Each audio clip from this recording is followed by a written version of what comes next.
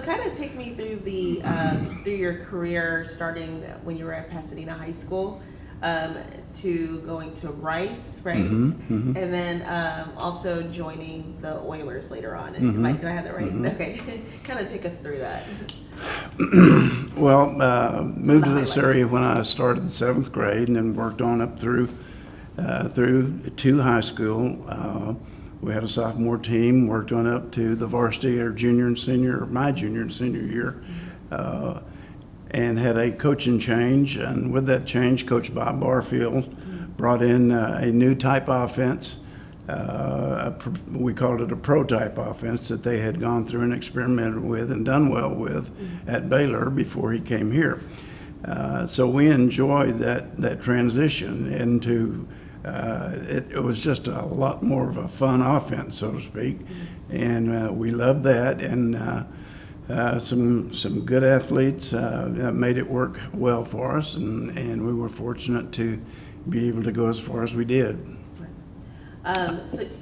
I was just going to say, then after that, went to Rice, played there for 4 years, had a 2-year stint with the Oilers, and then went to Edmonton, Alberta in the Canadian Football League with one of the Oiler coaches. Went up there and stayed 5 years. What do you think made you a success when it came to playing football? I actually think it was probably the change in the offensive strategy that Coach Barfield brought with him. Just the ability to run a little bit and throw the ball sure helped.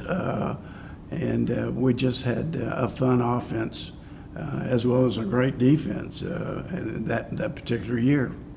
I've spoken to a lot of people who know you in the community, and for this documentary video, and most of them, I want to say, have really compared themselves to you in terms of you setting the standard of excellence when it comes to playing football. So what is it like to have that kind of reputation? Well, that's nice to hear. And everything just kind of built up to that final game, which of course we were all disappointed. But that's fun to be looked up to a little bit. Yeah. And then you didn't just play football, you also played baseball, and what else? Baseball, football, I'm missing one. A little bit of basketball. Basketball, yes. Yeah. So why not just stop at one sport?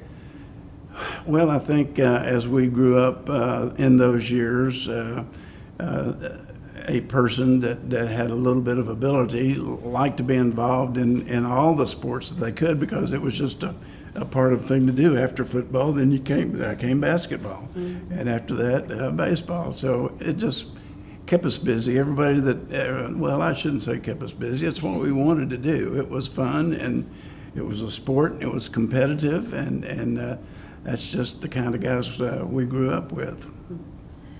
So when you were first inducted, and what year was it? I couldn't find the year. I think it was it 2 or 3 years ago? I think it was 16. It was 16. Okay, I was going to say a few years ago.